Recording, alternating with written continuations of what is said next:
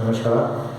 आज हम क्लास 12 के एनसीईआरटी के एक टॉपिक पढ़ेंगे जिसका नाम है इलेक्ट्रिक डाइपोल। चलिए शुरू करते हैं electric dipole.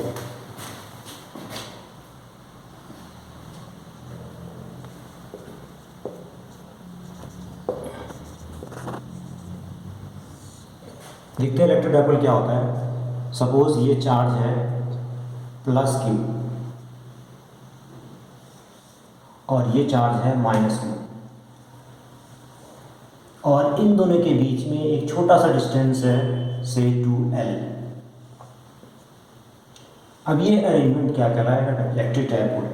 Two equal and opposite charges separated by a small distance is called electric dipole. फिर से मैं एक बार रिपीट कर रहा हूँ।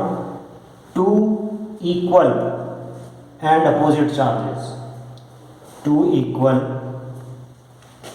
and opposite charges separated by a small distance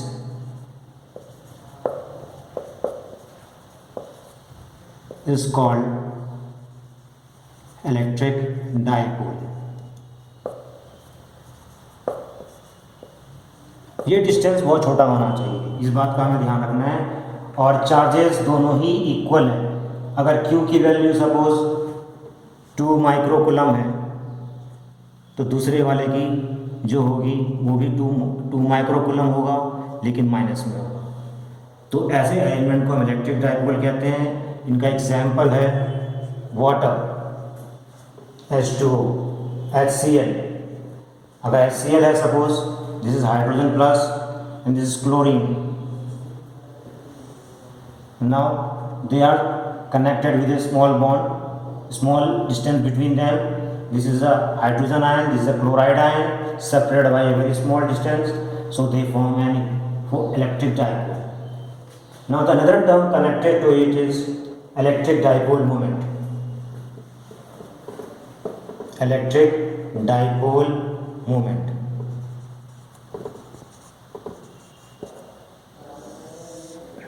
Now what is electric dipole moment? ADN. Electric dipole moment is defined as the product of the magnitude of one of the charge and the distance between the two charge. Magnitude of one of the charge, magnitude of one of the charge and the distance, small distance between them। यानी electric dipole moment को define कैसे करेंगे? इसी फॉर्मूले को जो लिखा है हमने, इसी में इसकी डेफिनेशन है। Electric dipole moment is defined as the magnitude of one of the charge और स्मॉल डिस्टेंस का product of the magnitude of the charge and the small distance.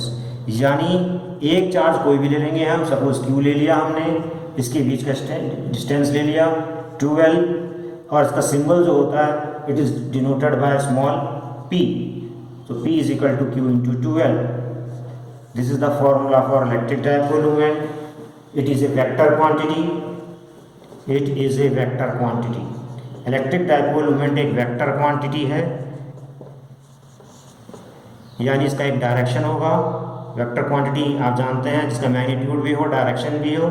अब इसका डायरेक्शन क्या होगा? इसका डायरेक्शन होगा from negative charge to positive charge. Direction is from negative charge to positive charge. यानी अगर आपका ये चार्ज है -Q और ये +Q, तो इसका डायरेक्शन इधर की तरफ होगा, नेगेटिव चार्ज से पॉजिटिव चार्ज की ओर P। सो इसको हम इन वेक्टर फॉर्म में कैसे लिखेंगे? In vector form we can write this expression as P vector is equal to Q into 2L vector. यानी डिस्प्लेसमेंट का डायरेक्शन ही P का डायरेक्शन है। डिस्प्लेसमेंट का डायरेक्शन इधर की तरफ है, -Q से +Q की तरफ, माइनस क्यू से प्लस क्यू की तरफ डिस्प्लेसमेंट का डायरेक्शन है, इसीलिए ई का डायरेक्शन भी माइनस क्यू से प्लस क्यू की तरफ। ना unit, now what is the unit of electric dipole moment? The SI unit of electric dipole moment is, यहाँ से देख सकते हैं Q की यूनिट और 2L की यूनिट, तो इसका मतलब जो इलेक्ट्रिक डाइपोल मोमेंट की जो यूनिट होगी वो होगी, Q की यूनिट होती है कूलम और डिस्टेंस की यूनिट होती है मीटर, तो इसकी यूनिट बन जाएगी cm। In this way electric dipole moment का ये कॉन्सेप्ट है जो इलेक्ट्रिक डाइपोल से कनेक्टेड है। ये बेसिकली इलेक्ट्रिक डाइपोल मोमेंट जिसका सिग्निफिकेंस है ये बताता है कि चार्जेस एक दूसरे से कितने पोलराइज्ड है, ये चार्जेस एक दूसरे से कितने पोलराइज्ड है। अगर ज़्यादा डिस्टेंस होगा इसके बीच में तो इलेक्ट्रिक डाइपोल मोमेंट की वैल्यू ज़्यादा होगी, चार्जेस की वैल्यू ज़्यादा होगी तो इलेक्ट्रिक डाइपोल मोमेंट भी ज़्यादा होगा। तो ये पोलराइजेशन ऑफ चार्जेस मतलब किस हद तक चार्जेस अलग अलग दूसरे से हैं, मतलब अलग अलग सेपरेट हो चुके हैं, इस चीज़ का जो बताने का जो कॉन्सेप्ट है that is electric dipole. Next is, अब हम किसी इलेक्ट्रिक डाइपोल मोमेंट, किसी इलेक्ट्रिक डाइपोल के अराउंड जो आपको पता है जो फील्ड होती है वो इलेक्ट्रिक फील्ड होती है, उसकी वैल्यू हम कैलकुलेट कर सकते हैं। तो चलिए कैलकुलेट करने की कोशिश करते हैं।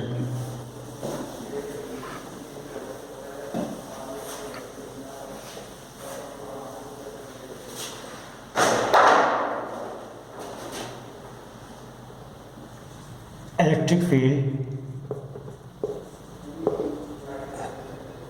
Due to electric field at a point situated on the axis of electric dipole.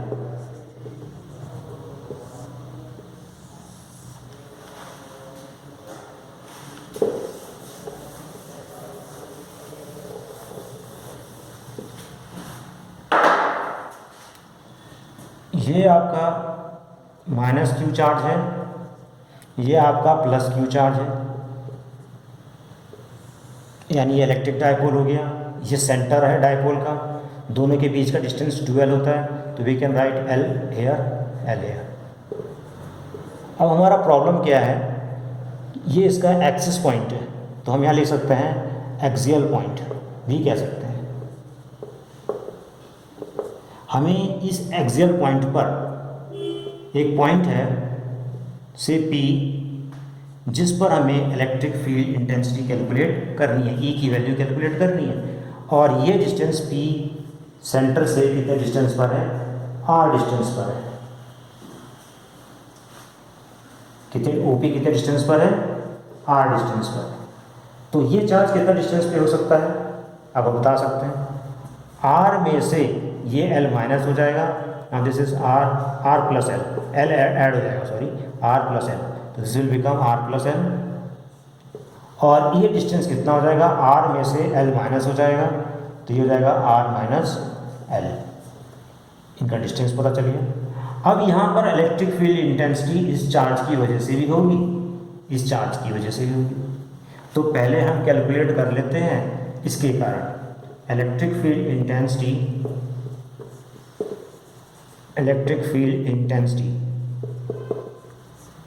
at point P due to charge minus Q at P is कितनी इलेक्ट्रिक फील्ड हो सकती है, E1 इज इक्वल टू, इसका formula आपको पता है, E is equal to होता है 1/4πε0.Q/r²। तो उसको यूज़ करते हुए 1/4πε0 डॉट चार्ज कितना है, Q माइनस नहीं रखना है, फिर इसका मैग्नीट्यूड लेना है, और ये चार्ज कितने डिस्टेंस पर हम देख सकते हैं, R प्लस L का होल स्क्वायर, R स्क्वायर की जगह R प्लस है।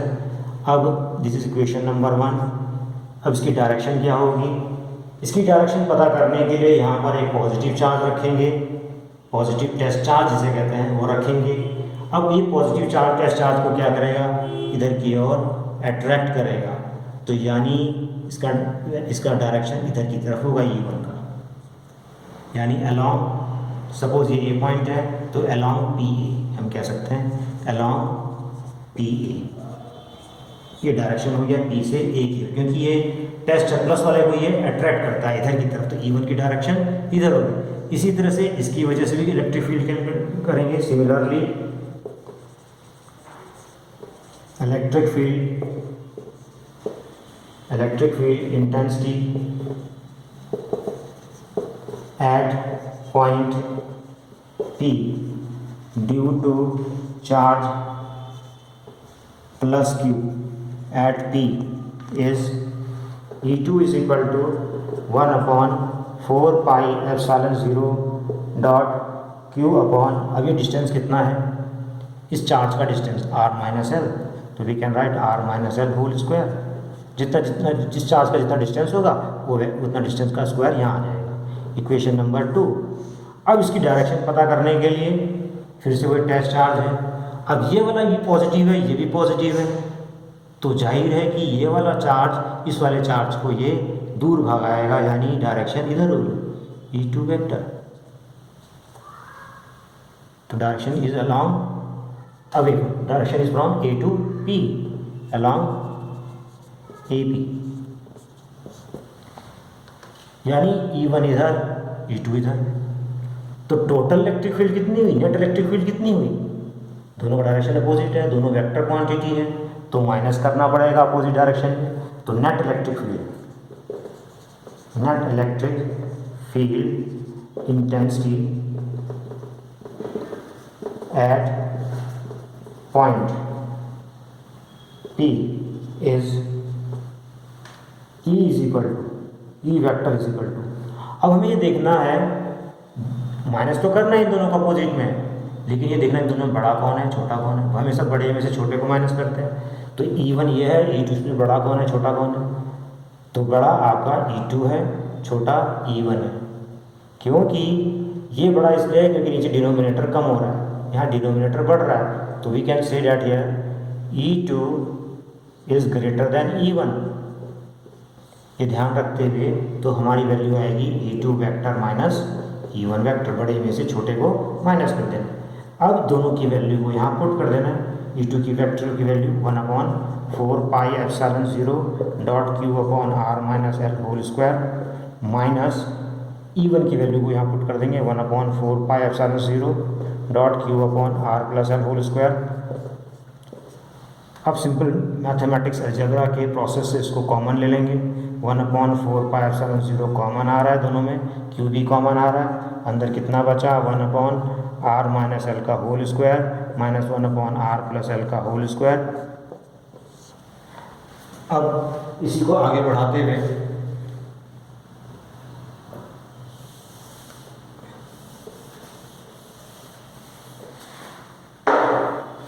एलसीएम ले लेंगे इसको, E is equal to 1/4 pi epsilon 0 Q, LCM आएगा वो सेम आ जाएगा LCM R minus L whole square R plus L whole square, R plus L LCM में ये इधर आ जाएगा, ये इधर आ जाएगा, R plus L whole square minus R minus L whole square, ये हो जाएगा 1/4 पाई एप्सिलॉन 0 Q।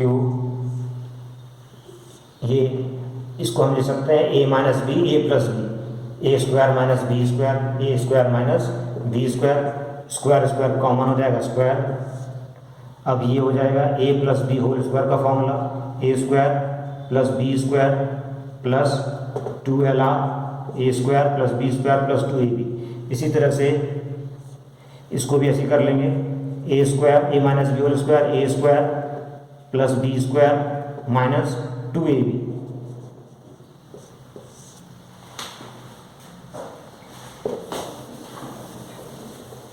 यहाँ से r square cancel out, l square cancel out, तो this will become what 4 pi epsilon 0 dot Q, minus minus plus हो जाएगा तो 2LR plus 2LR 4LR upon R square minus L square का whole square.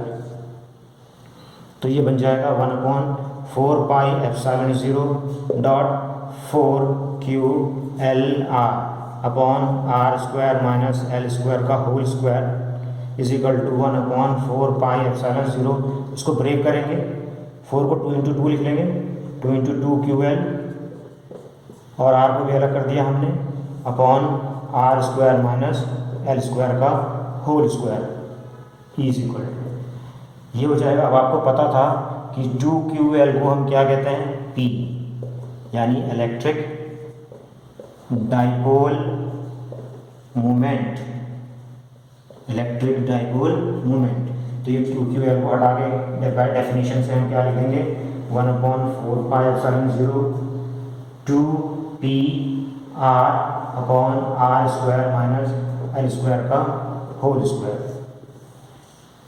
तो this is the resultant electric field intensity at point P। ये resultant electric field intensity P point पर है। Equation number 3 हो जाएगा। अब इसके बाद इसको हम वेक्टर फॉर्म में लिखेंगे। अब इस E की डायरेक्शन पहले तो पता करनी है क्या। इस E की डायरेक्शन होगी जो इन दोनों में बड़ा E था। मेरे ख्याल से E2 was greater here, E2 was greater than E1, E2 आपका बड़ा था, तो इस E की डायरेक्शन भी बड़े वाले की तरफ ही होगी, इधर ही होगी। तो direction of E is along A P. Now special case we can take here, special case ले सकते हैं यहाँ से।